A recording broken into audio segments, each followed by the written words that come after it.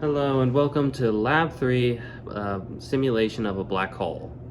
And I'm Carson Lawler. So part 1 was calculating the mass of the black hole.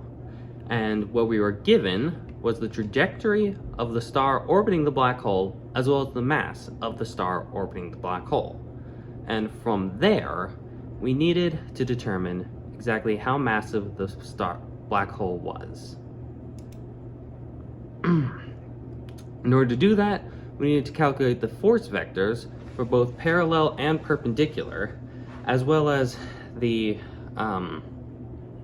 unit vectors of the star at all points. From there, I needed to sum up all the different calculations of the black hole's mass, since it was constantly changing due to just different calculation methods and the fact that the force was non-constant, and then average them all, which I got a value of approximately 1.4 times 10 to the 34 kilograms.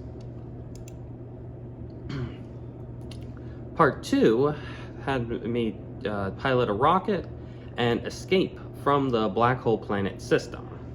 And one thing to keep in mind is that in order to escape, I needed my initial velocity to be higher than the initial velocity of the planet, since the planet was already in orbit. So if my initial velocity was lower or the same, I would just crash it back into the planet. And also, of course, I needed to be offset from the planet's trajectory, or else the gravity would pull me back in.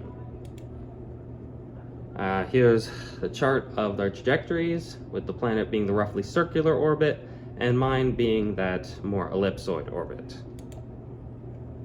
Now, here's a question of what if we wanted to try to orbit the black hole instead of escape it?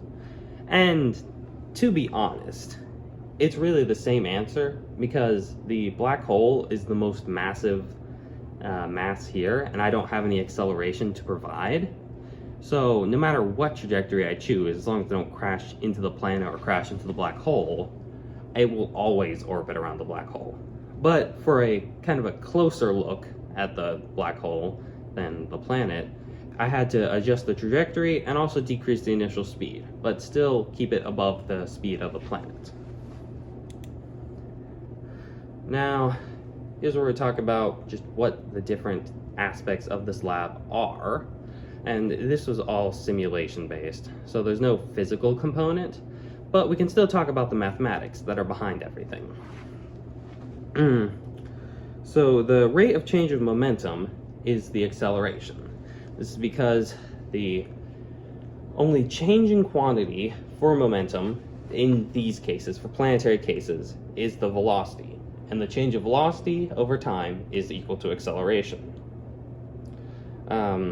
Now, the perpendicular and parallel components of momentum are different from the change of momentum, are different from the parallel and perpendicular components of acceleration, because the momentum components are always multiplied by the scalar of mass, while the acceleration is just in straight meters per second. And obviously the net force, gravity, as we currently understand it anyway, is invisible. So we need to, in order to calculate the force of gravity, we need to use the motion and the known masses in order to find out what exactly we have.